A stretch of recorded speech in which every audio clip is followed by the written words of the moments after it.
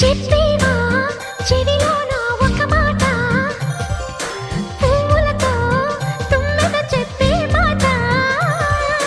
నీ చిరునవ్వు సాక్షిగా తాజ్ మహల్ నాదట, నీ పెదవంచు సాక్షిగా షాజహాను నేనట. నీ తీయని ప్రేమకి నా పెదవే నజరానా, నీ పైటకి నేనిక బానిసనే నెరజాడా.